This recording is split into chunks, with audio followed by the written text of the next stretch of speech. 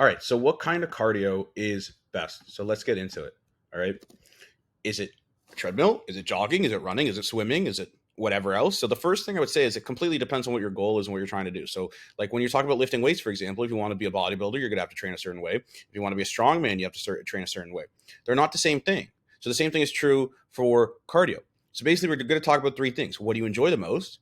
Or are you trying to improve like your cardiorespiratory health, so you want to be more healthy? Or situation three, in order to get you to burn more fat so you can improve your body composition. The approach you're going to take is going to be incredibly different depending on what you're trying to do and what your goal you have. Like some people have a mixture or they want to do a mixture of both to be more healthy, but they also want to lose fat. So you can mix this up together. You could do like half your sessions one way and half your sessions the other way. We're going to talk about building cardio for your respiratory health. So what is the best type of cardio for doing that? The first thing, it depends on who you are, what you are doing, your goals, and the size of you, plus if you're taking like PEDs, because some of these scenarios would require you to take this incredibly serious, a lot more for doing cardio and your heart health. But what do I personally do for heart health, or what do I personally recommend? I want something that really taxes me aerobically, right? Now, getting on a stairmaster and going really slow and covering it with your hands or on your elbows, or like getting on the treadmill and holding it, or being on the treadmill and texting a bunch, that doesn't really represent hard cardio. That's more low intensity, and it's very non-intense. And I don't really think that's going to be making your heart much more healthy unless you are a very heavy set individual.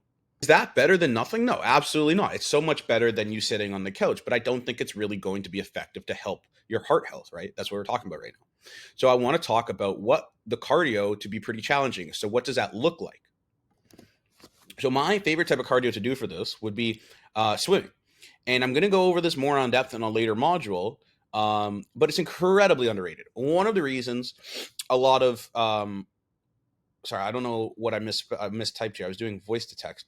One of the reasons I like this a lot is because my body typically gets really hot. And when I'm doing swimming, I don't really have to worry about that, right? Because I'm like cooled down by the water.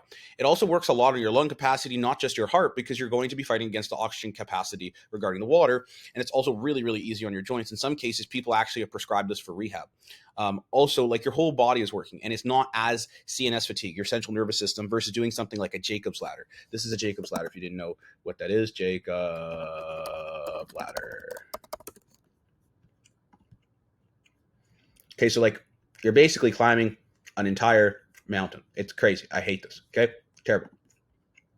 When I do this, I do not recommend you do this because you're going to probably be a lot different than me. But when I do swimming, it's typically HIIT circuits. It's the same way I do the stairmaster.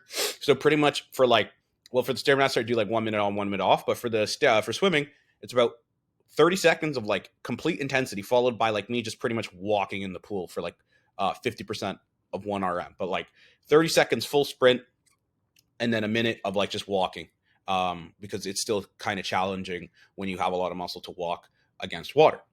All right, the second option would be an assault bike. So to go over what an assault bike looks like, this is like very popular in CrossFit gyms. Here is a guy literally doing it for CrossFit. Okay. It has a lot of the same things that swimming has when you're using your whole body. And I like using the whole body. And assaults, like it's easy on your joints. It's also easy to replicate the HIIT. Like 15 seconds followed by 45 seconds. And it's not really hard to replicate that. And then the harder you pedal, the more resistance you're going to get. So some people that actually don't use a lot of weight, you can actually get stronger from the resistance itself.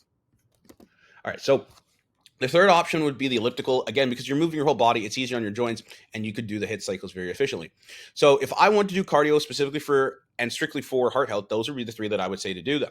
Now, you're going to have to build up to this intensity. So if you're seeing this, do not copy my exact protocol. You're going to have to build up to that because going all out is very, very, very difficult. And there's a very big chance a lot of you watching this are heavy set individuals. So honorable mentions, the rower is pretty good. If you need to know what a rower looks like, here you go, rower machine, similar to the assault bike. I don't personally like it because it ends up like fucking up my lower back because of the bending, but it's not terrible. Incline steps on a treadmill. I'm a very big fan of this. A lot of you watching this, I would recommend that for low intensity. The problem with high incline at a fast speed, like for heart health, is you're going to run into an issue with your calves and your legs are going to start burning almost like you're doing a weightlifting workout, right? Versus then an assault bike or swimming, etc. And you're not incorporating a lot of your full body. So now let's take a look at the other side for body recomposition and fat loss. Like, what if you just want to lose fat? Well, my idea on this is not the most popular, but for fat loss, cardio is incredibly overweighted. Does it work? Yes, obviously it's going to work because it's burning energy. And at the end of the day, you want to be in a caloric deficit. Here's what I would recommend. I would take 10% reductions in calories as your changes that you're implementing over spreading that over your cardio and your nutrition changes. So what that means, to elaborate this on further, if you're eating 3,000 calories and you want to lose fat and get leaner, that's kind of like your baseline maintenance in order to change it up. So 10% of that, or 10% of 3,000 is 300. So you could reduce your caloric intake by 300, but you don't have to, and I don't recommend you do it all by your caloric intake. So you wouldn't go from 3,000 to 2,700, like by removing food. You could do 5% and 5%.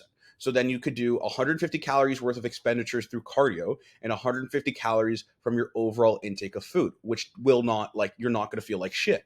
Now, to burn 150 calories, you can pretty much do whatever you want. The easiest of which would be 30 minutes of low intensity walking on a slight incline, which is pretty much what I typically prescribe most clients.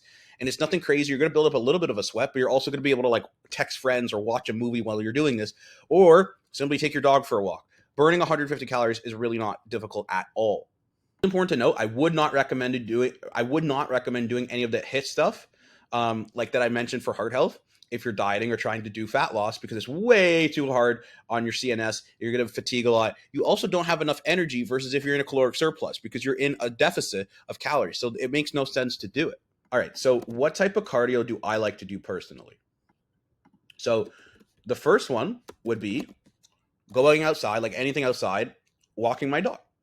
You get the benefits from vitamin D, some oxygen, scenery. Also, me having ADHD, it's a lot easier to walk faster and further outside than on a treadmill because it's very monotonous and boring. Same one. The second one would be on the same theme, would be riding a bike. So I'm going to have more information on this. I'm going to make a module on that, on this topic later on in this module. And then the third one would be a very unpopular opinion, but that's the stairmaster. That's because I'm somewhat of a cynic or a masochist. Okay, so just to summarize, if you want to do what I mentioned for your heart health, that's great. Go really hard and push it. But then again, if you're doing this for fat loss or body recomposition, you don't have to kill yourself or cut your calories to the bone. Stick to the 10% rule. And if you don't know what your caloric intake is by now, or what it should be, then you must not have watched the first module before this. Or if you have any questions about that, let me know. But that breaks down everything you would need to know on how to figure out your maintenance calories and how to lose weight properly and effectively.